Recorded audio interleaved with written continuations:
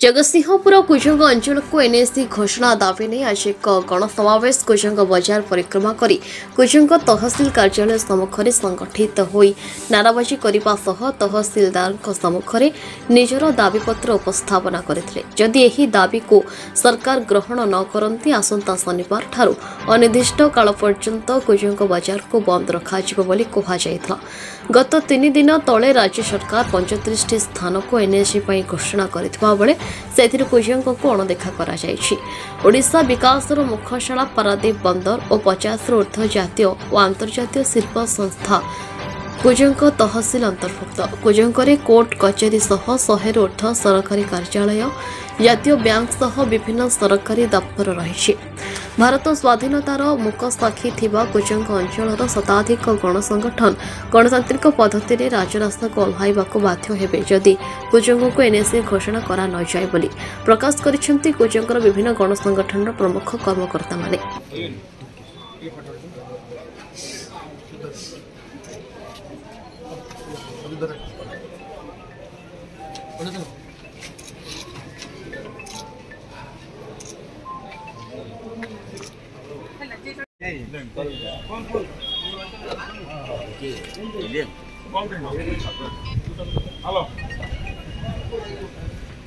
फिर से भी अच्छी समस्त मुख्य कार्यालय कुजंगरे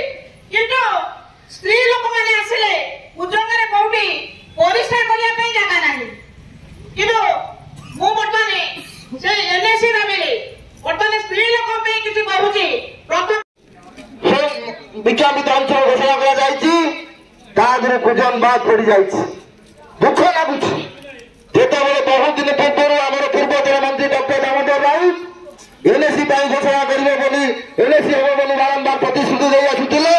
आज ता कार्यकारी रहबा हम पाई दुख एवं परितापर विषय हमर दाबी पत्र आज देबो ताकू जदि सफल करा न जाए ताले आबे आंदोलन करिवो आंदोलन तीव्रतर हबो एथि पाई सरकार निश्चय जाई रहिबे पछे पार्टी जे जो पार्टी रे थांतु ना कहीं जे जो दल थांतु ना कहीं जेते आज कुजंग दाखला देछि कुजंग समस्त अंचलवासी एकजुट होई ए जो हम प्रति अविचार करा जायछि अन्याय करा जायछि ता प्रतिवाद रे जा कार्यक्रम हम कुजंगवासी निकुंड अकुंड चितरे समर्थन करबा उचित अध्यक्ष उद्देश्य रे दाबी पत्र प्रदान करने को जाऊँ कुजंगर जनसाधारण माने बंधुगण आपण माने जानते ठीक 3 दिन तले राज्य सरकार घोषणा कले राज्यर विभिन्न जिले रे 34 एनएसी स्थापन करने पाई घोषणा कले किंतु दुख और परितापर विषय ता भितर कुजंग नथिला सेतेबेले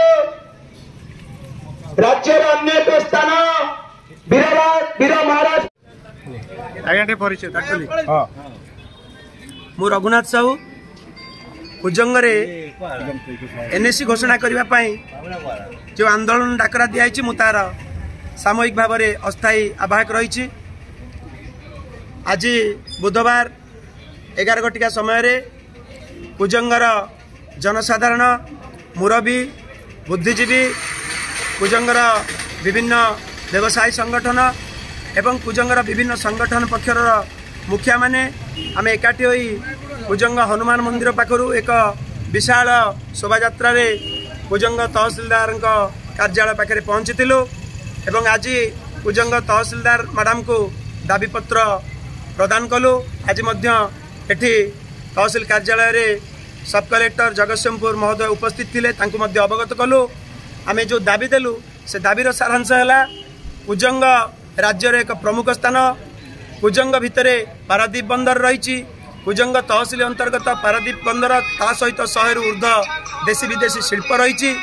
एवं एथि सहित कुजंग भितरे समग्र